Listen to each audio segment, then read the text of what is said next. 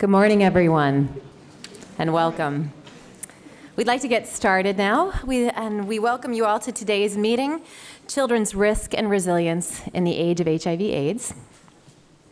My name is Nicole Behnam, and I am the Senior Orphans and Vulnerable Children Advisor at the Office of the Global AIDS Coordinator, and I'm so glad you could all make it here today. We're very excited about the agenda and what's planned for the day. I could not be more grateful to our eminent panelists and presenters, many of whom have come from far away to be here with us today, and who are some of the most well-known and respected people in their fields. And I can't wait to learn from all of you today. Thank you so much for coming, and welcome. I would also like to welcome all of my colleagues who are here from the United States government, from the Department of State, including from my own office, the Office of the Global AIDS Coordinator, as well as from CDC, NIH, Peace Corps, and of course USAID. And I want to especially welcome my co-chairs and my colleagues from the Orphans and Vulnerable Children Technical Working Group, who have worked tirelessly, not just on this event and the research involved, but also every day on supporting programs for children made vulnerable by HIV/AIDS. There is no higher calling, and your dedication is inspirational. I am grateful for all of you every day. Finally, I would like to welcome all of our colleagues in the audience who have made time to join us today and whom I know are instrumental in these efforts to reduce risk and promote resilience for vulnerable children in the AIDS epidemic and worldwide. What we hope is that the conversations and the presentations today will not only highlight new tools for understanding the long-term effects for children affected by AIDS, but also how we can continue programs with interventions that interrupt these risks and promote resilience for the most vulnerable. We know that many of you have been partners with PEPFAR and other initiatives to support children affected by AIDS and have been working on impactful programs for children's resilience for years. And these programs have changed the landscape for vulnerable children in the epidemic, who have regained lost opportunities through the thoughtful, targeted, and effective efforts of you and your organizations. We hope that the results of this evidence review and research will help you and help all of us to continue and even improve our efforts to support the resilience of children affected by AIDS throughout the world. And on that note, without further ado, I would like to welcome Julia Martin, the Deputy Coordinator for Program Quality at the Office of the Global AIDS Coordinator. Julia has been active for children in the epidemic and in the fight against HIV/AIDS for many years, and has been very supportive of the efforts of PEPFAR Orphans and Vulnerable Children programs since she joined PEPFAR years ago. We are very honored to have her here to deliver our opening remarks. Please join me in welcoming her.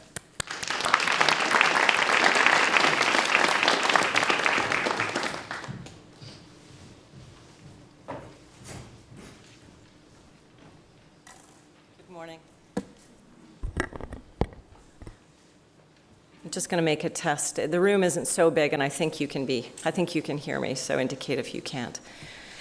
Thank you, Nicole, and thank you for asking me to join with you today to provide some opening remarks. It truly is a delight and pleasure to be here. The OVC portfolio for PEPFAR is an extremely important one. It has been active since the very beginning of PEPFAR and is really a pillar. And so it truly is a pleasure to be with you today. Nicole has already welcomed our government colleagues. I want to especially recognize some of the other individuals with us today that I think are really instrumental to the content of what will be discussed today.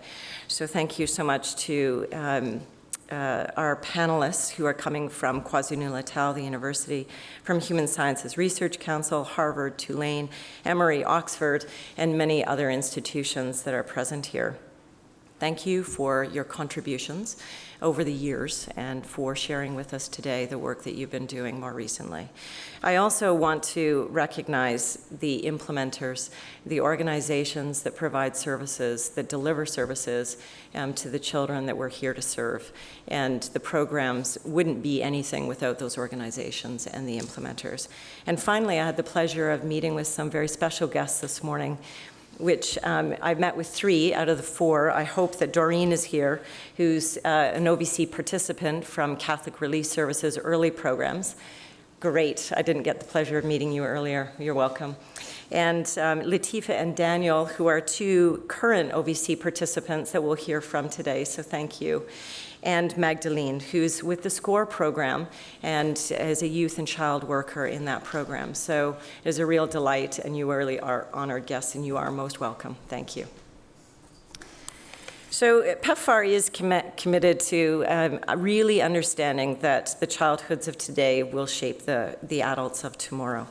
There can really be no AIDS-free generation, as is the center of the banner behind us, without fully understanding what it means to shape a better and safer world for youth and for children and for generations beyond. And that's what today's topics are really about.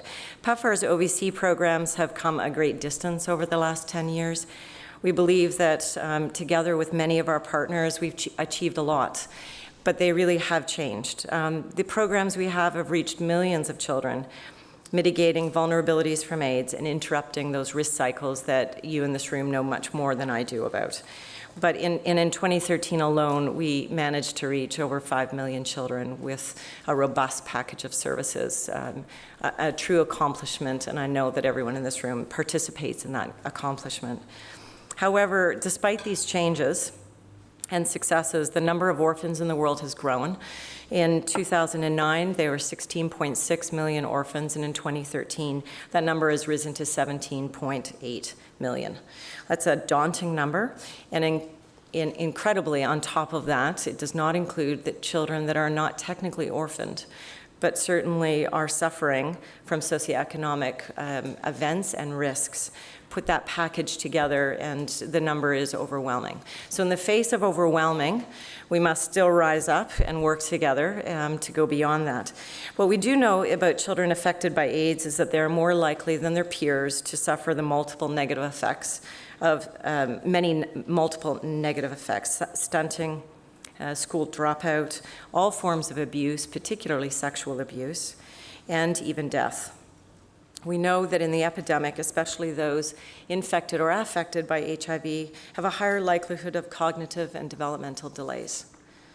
Well, we know a good amount about these very short-term effects, and the children affected have multiple vulnerabilities and risk factors. We haven't had the evidence thus far on really specific long-term impacts and outcomes of the disease.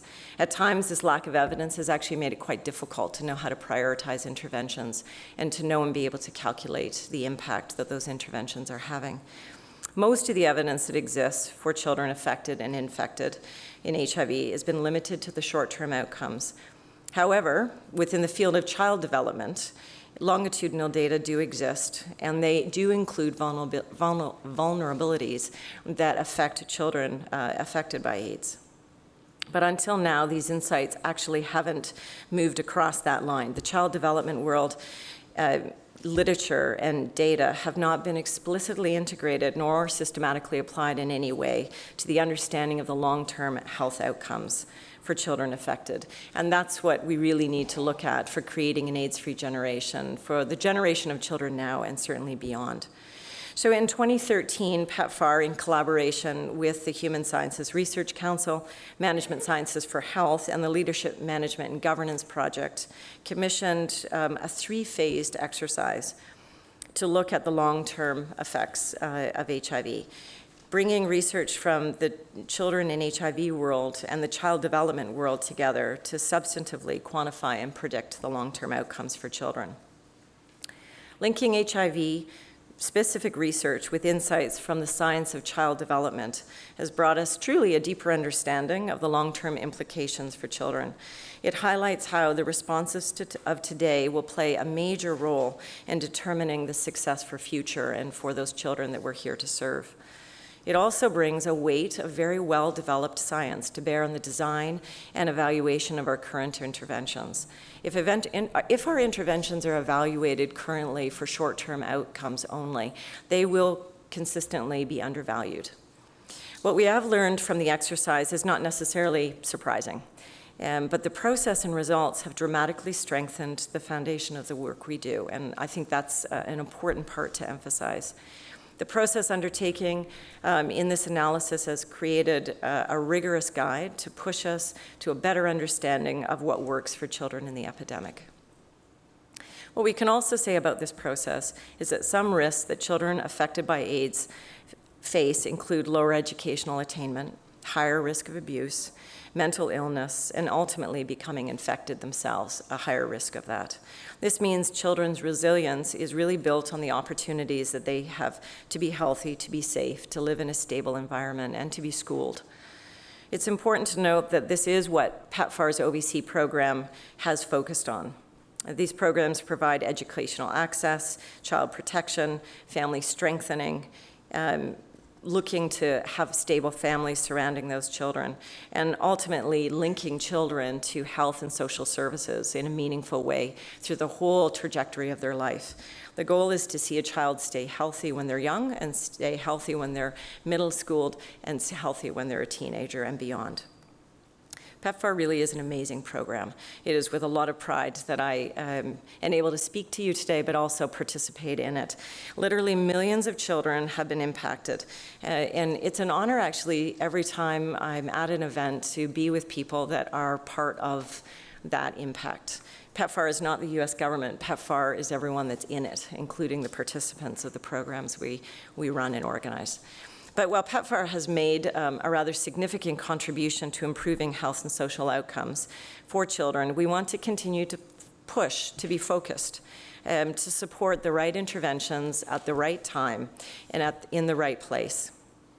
So identifying the package of interventions that will have the most impact and implementing those interventions in geographic areas which are most burdened by HIV disease, and then really knowing when interrupting patterns of risk and vulnerability have the most effect are essential. And I don't think we have that wrapped up. And times change, and things change, and contexts change, and we must change with that. So the research and analysis that's been done and the discussions today, I am confident will be a prompt and will continue to move us through that journey of progress. So striving for excellence is what brings us together today. I know that from interacting with many of you or some of you. And we're going to look at research, but research can be a rather dry topic at times, but the application is never dry. And digging deeper, and that's what I would ask that we do today, to really be clear about how research can affect the programs, how we can really truly look to build resilient lives for children.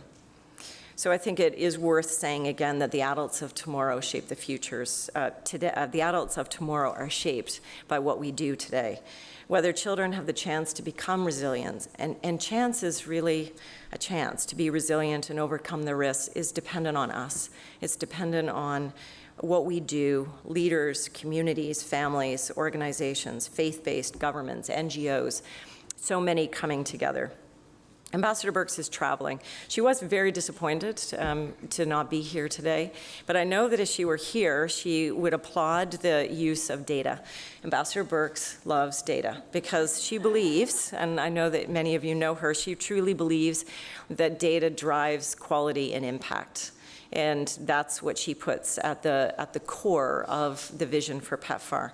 While much has been accomplished, there remains a lot to be done, and we must focus on doing more. The implications of the research that will be discussed today, the modeling, and the work that preceded the modeling is part of that constant push forward. So thank you, and I look forward to participating in the discussions today.